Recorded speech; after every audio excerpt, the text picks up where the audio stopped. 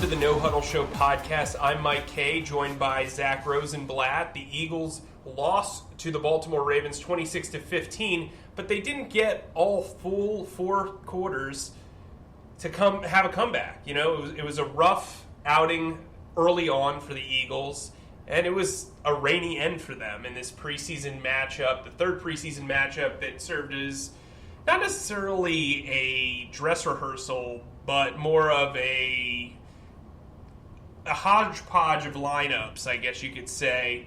Zack, let me bring you in here.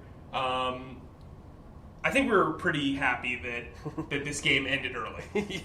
Man, so the game ended early because there was like lightning early in the fourth quarter, right after Clayton Thorson played his first drive. He only got one throw, the poor kid.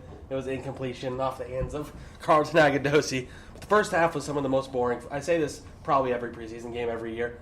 Some of the most boring, meaningless football I could ever remember. And then Josh McCown injected some life into the proceedings in the third quarter. He had a really, really good third quarter. We'll get into that.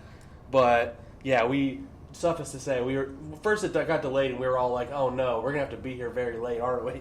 And then they officially canceled it, and we thank the weather gods for their kindness to us. I was like 5 minutes away from challenging Ruben Frank to a game of Uno. I really that was like the worst thing you can get, especially, just to give you some, inside our jobs, a rain delay in the early fourth quarter is the worst thing ever. Obviously, it's not very fun for the fans who paid to see this game. Although it's their fault for paying to see this game. Yeah, I guess I respect the grind, though. I respect the grind. So if you were here tonight, make sure you leave a comment and tell us, did you leave at halftime when things looked bleak, or did you leave in the fourth quarter when things looked wet? They forced you to leave. Yeah. I didn't think about this. You brought up Thorson, the son of Thor, lightning everywhere. I didn't even really put that together till just now, but I'm pretty glad I did. All right, so let's get into some stuff. You want to talk about Josh McCown.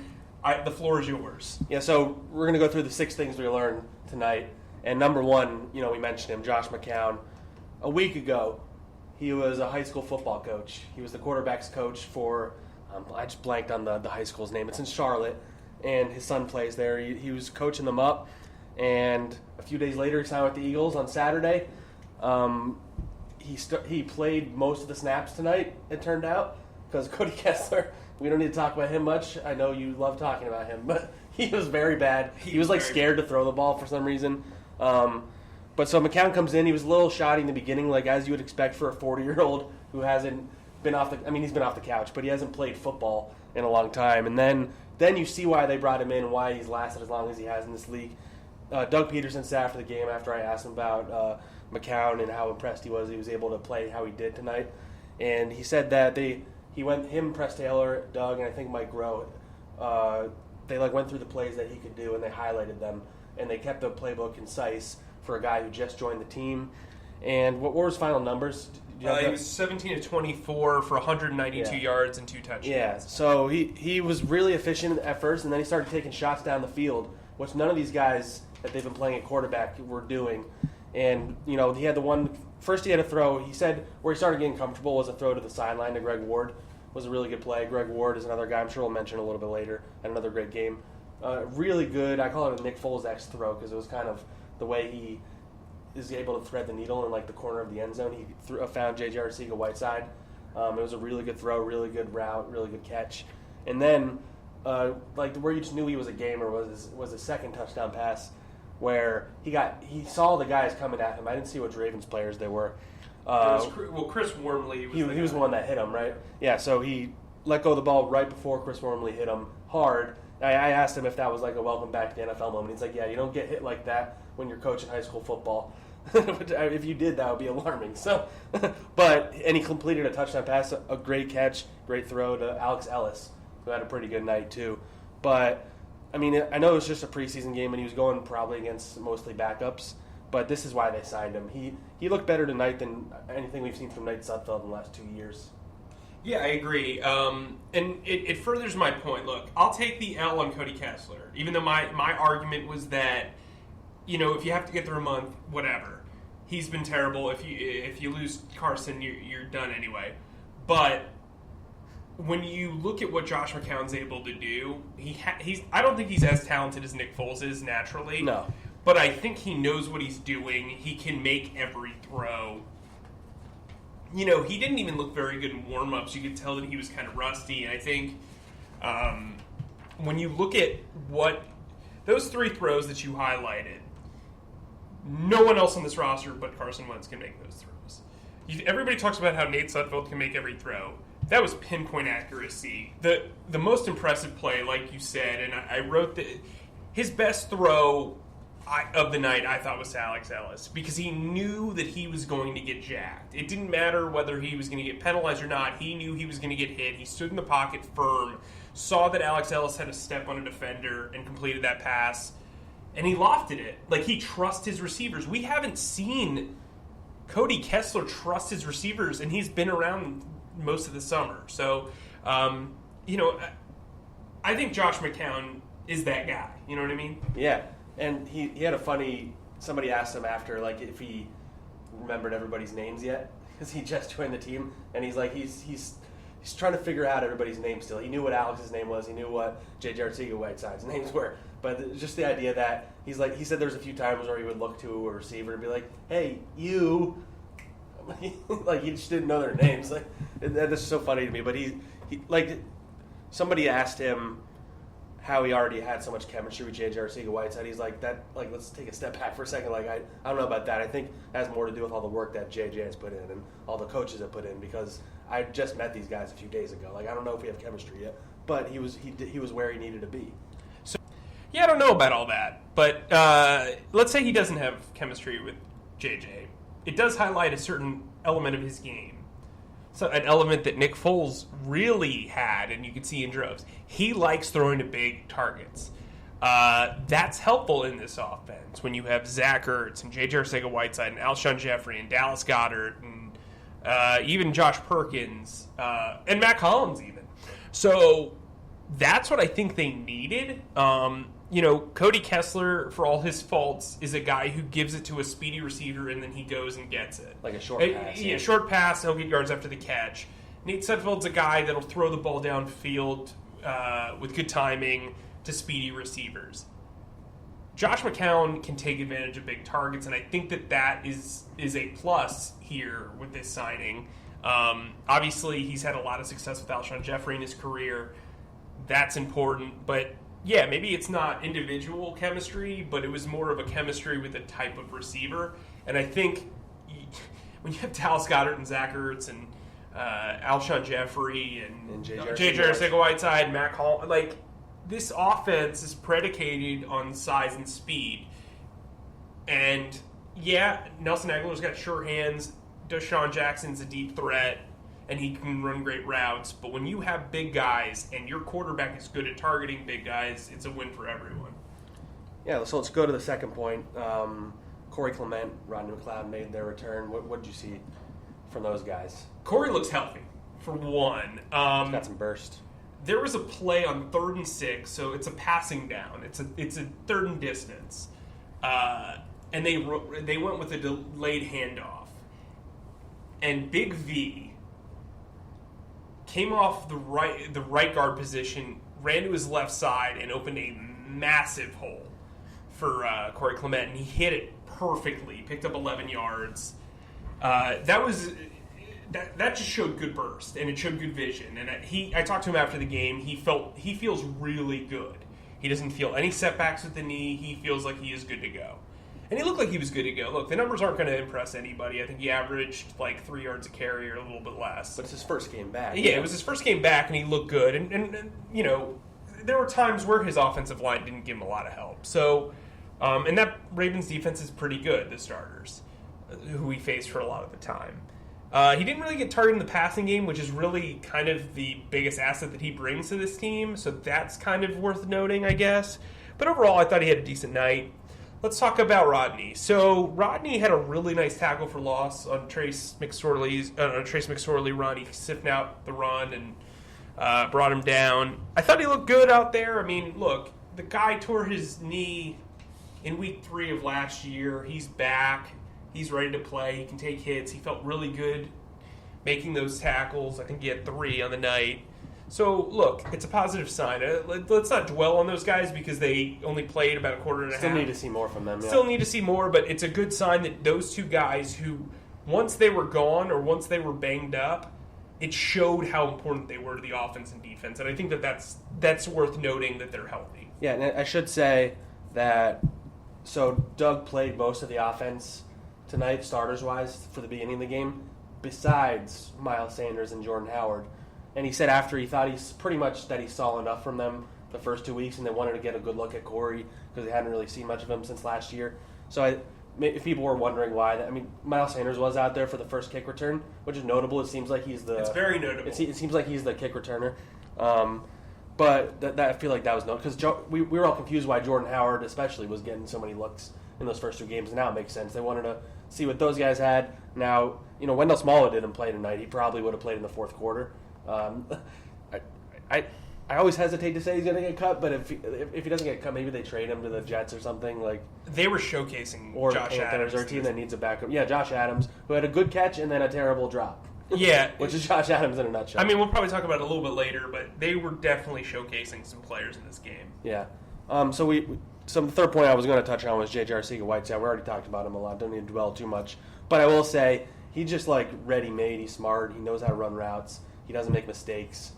This is a rookie that he's probably not going to play that much this year unless somebody gets hurt, but he's ready to if he needs to. And, based on their career history, Deshaun Jackson and Alshon, there's odds are one of them is going to miss at least a couple games. So what I'll say about JJ is, while everybody else was struggling to get open in that first half, he was getting open, and he was demanding the ball. And for a rookie to do that and step up the way he did, I felt like he was a guy that saw an opportunity and made the most of it. And that's what you got to do in the preseason. I think he's going to be very good. Very, very good. Yeah. There's times where he gets kind of lost in coverage. Yeah. But tonight, he was getting open. That's a rookie thing, though. Yeah. It's new coverages he's facing. The next one is kind of probably the biggest overall story. It seems like there's been some negative reaction to it. So Carson Wentz officially won't be playing in the preseason because he's not going to play in Week 4 against the Jets. Doug Peterson said after the game pretty much that he thought he's gotten a lot of work in training camp. We've heard Doug talk about almost how he views the training camp practices as more helpful than the preseason games because he says you can stop a play if there's a mistake, you can do a play over. And he always talks about how he's made it a game environment in practices. But how do you feel about the fact that Carson Wentz won't have played since early December? It's bad radio, but I agree 1,000%. With Doug's decision, Doug. Look, this kid's played in the preseason 12 quarters. Carson does not. He doesn't need to. Okay, so here's my example of why Carson does not need the preseason. Look at what he was able to do his first few games as a rookie after missing 3 preseason games due to injury. Look at what he was able to do in Week 3. Fresh off the injury, pretty much. He just was at practice. Whoa, all the lights just went off. I feel like the power just went out here. We're still recording, though. Clayton Thorson, where are you? That's trippy as... Yeah, wow. But anyway, this is a family show, you guys Zach can't see this, but... So... Trippy as heck, sorry. Yeah, there you go. That a boy. He didn't take his Flintstone vitamins this morning. But, so... I think... If you're not going to play Carson in Week 2 of the preseason, there's no point in playing him in Week 3. I think this was a smart move. If Jason Peters needed to go out there and kind of prove to himself that he can move around out there, I totally get it. If guys actively want to play in the preseason, go for it because it's not just you making the decision. It's something you're going to regret. Nelson Aguilar being out there, I don't think was helpful. Maybe he wanted to play. Deshaun was barely. He was out there for the first series, and they pretty much took him out, right? Right. Same with Jeffrey. It was. So I almost don't understand. I don't know if they requested that or what. I do know last week Brandon Graham and Malcolm Jenkins requested it. They both played again today. By the way, Brandon Graham looks like as athletic as he's looked in a few years. Last year, early on, you and I were talking about how he doesn't look the same. He clearly was battling that ankle thing because he looks really, really good. He had that. What was that play he had early in the game? So they ran a delayed handoff, and Graham just boomed through that line. And it was like one arm, right? Yeah, it was a 5-yard loss. It was an extremely impressive play. Yeah, Malik Jackson also wanted to play last week. He wanted to play this week. He's played all 3 games now. Yeah, he's a guy that wants to earn it. And there are guys that have that mindset, like, hey, we want to find a rhythm, like you said, with Malcolm and Brandon Graham. And, I thought the 2 corners who would probably be the starters if Ronald Darby isn't ready. With Sidney and Rasul, right? right? Yeah, Sidney and Rasul did not look good in this game. No. Trace McSorley, either they were playing poorly or McSorley was looking good because he was looking like Joe Montana out there. Well, let's give Miles Boykin some credit. Miles Boykin's going to be a really good player. I thought he should have been a 2nd-round pick. He was a guy that I actually thought the Eagles should have targeted if they didn't get Arcega-Whiteside. He was one of those guys that I thought people maybe thought he was just a workout warrior or something because I don't think he produced that much in college. He looked great in joint practice. He looked really good in joint practices, and today, he has size and speed. Mm-hmm. They don't throw the ball very much when Lamar Jackson's in there, but for when they do throw it, that dude will go up and get it. So the 2 corners came out, and Josh Hawkins and Jeremiah McKinnon did some nice things during training camp and the offseason program. Ooh, boy. Michael Floyd came to life. Him? Yeah, remember him? The former first-round pick. I mean, he looked great in this game. It's crazy to think, by the way, that Michael Floyd was supposed to be developed as the replacement for Fitzgerald. Fitzgerald's still going. Floyd's on his 4th team. Michael Floyd was supposed to be what Mike Evans is, basically. Yeah. So, but anyway, McKinnon and Hawkins were not very good. Is what you're trying to say. Yeah, they were bad. They were bad. The defense in general didn't really look that great. Honestly. Yeah. Well, here's a problem. And at least the backups. Here's an issue that they have is they want to put their best personnel on the field. Their linebackers are not very good, so they run a lot of big nickel and a lot of nickel looks. And when you're playing 12 and 13 personnel, you're probably not going to be favored because the tight ends are bigger. They're faster. They can get off the ball quicker. They can get off a press. They can make moves. It's just not ideal. And that's a concern of mine. I mean, they're not going to face a lot of teams with 2 tight end looks that are that impressive. But it is a concern. I mean, the Ravens dominated them when they were in 12 and 13 personnel during practice. And maybe that's a path that teams are going to notice and start using that. Well, and the thing is too the Ravens are a special case. They have 5 tight ends that are playable. They're going to keep 5 tight ends. They are all good. Yeah. Even Charles Scarf, who's an undrafted free agent. Doesn't sound like a real name. It shouldn't be, but he looked. He looked. Actually, he's a guy that I would target. Player for player swap. Yeah. Do they have center issues? I don't know. Somebody suggested Wisniewski in a trade the other day. I would have said Josh Adams. Yeah, Josh Adams makes sense too. Although they have a bunch of running backs too, though. They do, but Justice Hill I like, and Mark Ingram didn't play in this game. Gus, whatever. He was really good last year. He was, but I'm just saying, I think that they could use a running back just based on what I saw in joint practices and today. But anyway, DeLance, whatever his name is, got who? DeLance, I think Turner. That's a name. Is that what his name is? Hold on. We got to talk about this. DeLance. Let's not make fun of him. I'm sure there was a lot of thought put into his name. Hold on, I can tell you in a second. This is important stuff, so please keep listening. DeLance Turner. Oh, so it's from a normal Alcorn last name. State. Oh, he sounds like an Alcorn He State guy. has somehow played in the league for 2 years. I don't know what's going on. Anyway, boy, DeLance. All right, so speaking of concerns, I know you're concerned with this topic in particular. So I asked Doug Peterson after the game about Jake Elliott because he missed another 40-something field goal. He's missed 2 now in the preseason. He was missing a lot of them in training camp. And Doug admitted, he's like, yeah, it's not great that he's missing those. We'd like them to go through the uprates. We still have confidence and faith in Jake. It's kind of like the stock answer for a kicker. Clearly, they're not happy with the fact that he keeps missing that range. It's kind of been a problem for him, even since his breakout 2017 year, where you kind of forget about it because he made all those long field goals and he made those clutch field goals. But you need to make the mid-range ones as much as those. Yeah, I was talking to another writer. It's not like I don't want to call him a novelty act because he's clutch. He's unreal in the clutch, and he's unreal from distance. He is so untrustworthy with mid-range.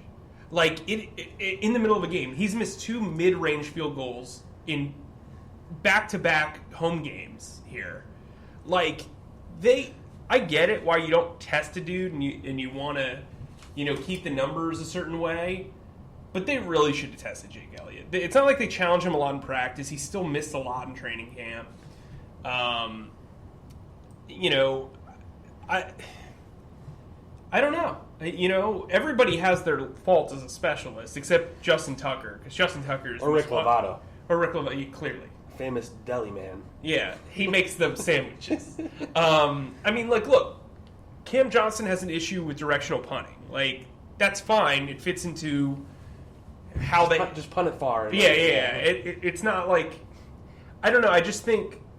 Doug doesn't even like punting anyway, so... Yeah, he doesn't, right, exactly. It's a break in case of emergency. But, yeah, I just think at some point you've got to challenge. I was saying, at what point are you concerned about this? I'm concerned now. Yeah. Well, this is a concern. So what would it take, you think, for them to try out another kicker to test him? What does he have to miss a field goal when the games matter? Is that when it starts coming down the pike? I think you bring in a guy this week. But I'm saying, what do you think they actually do? I think it's going to take 1 or 2 games. Yeah. So there's always kickers out there. That's probably their theory. Well, and you and I have talked about this. We said the same thing about the Wisniewski snapping narrative. We were talking about the other day. This was not going to be a thing until it happened in games. And now it has happened twice in the span of 3 weeks. And look, 50-yarders, if you can make those, awesome. But it does not absolve you of misses when you can't hit mid-range field goals. It's a problem. Yeah. All right, so I think we covered pretty much everything from that game. We wanted to cover one more thing that happened earlier in the day before we go, because it is notable at least. They traded Bruce Hector to the Arizona Cardinals for, what's that safety's name? Rudy Ford. I don't really know much about him. Mike's been making that joke all day. I have. I don't know much about him, but everybody keeps pointing to his special team skills. He's a young guy. He was a 6th-round pick 2 years ago. Mm-hmm. What do you think about this deal? Do you think he has a chance to make the team? So what I was told was the Eagles went out of their way to look for a gunner. This team has employed safeties that play primarily special teams a lot in the past. You look at Chris Maragos. You look at Colt Anderson. You look at DeAndre Hall last year. If this team is wanting to keep 5 safeties because they're probably going to go low numbers at linebacker, it makes sense to bring in a young guy who's very good at gunning. At that, yeah. Right. It could impact the wide receiver numbers. Matt Collins is a gunner. They got rid of Sheldon Gibson, who was a gunner. If you can find a guy like Matthew Slater who can really get downfield and make consistent plays, he's only played. Ford's only played 62 defensive snaps in 23 career games. They didn't bring him in because he was a defensive stud or a guy with high defensive upside. Here's what I want to throw at you.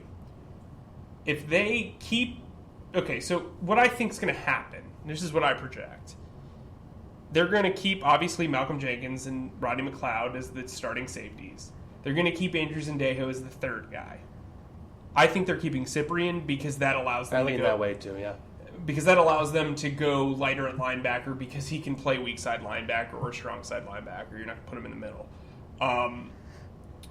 But if you have those 4 guys, that's 4 players over the age of 29. You need someone who has some sort of upside defensively and a guy that you can develop.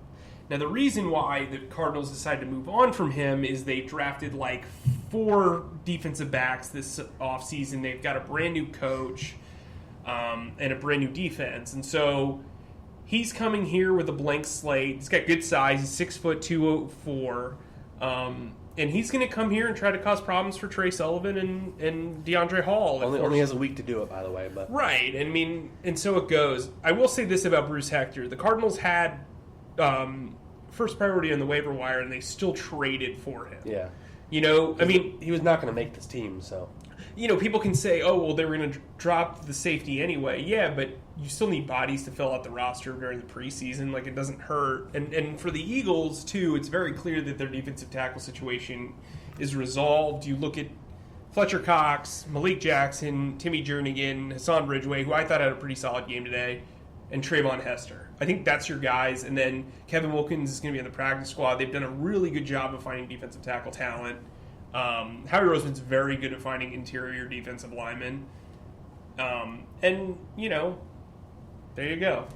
So if the Eagles were to make another player-for-player trade, who would be like two of your candidates that they would trade away? That's a great question. Wendell Smallwood. He seems like an obvious one. And DeAndre Hall. Oh, interesting. Because they just plugged in the guy from the Cardinals. Yeah, I mean... This is basically the trade they made last year. Yeah. For Hall, yeah. Yeah, I mean... And they didn't have to give up a 7th-round pick, which I think is... Or a conditional pick, I guess. Yeah. Those would be the two guys, just because I think... I mean, it depends on what you would be looking for. You know what I mean? It depends on what they're acquiring in return. But I think there is a deficiency of running backs in the league. Like, that can actually be in a rotation. There are guys that are really good as rhythm guys, and then there are guys that do well in a committee. And teams are starting to realize, hey, we've got to have a really good third back. And really good, when I say really good, I mean like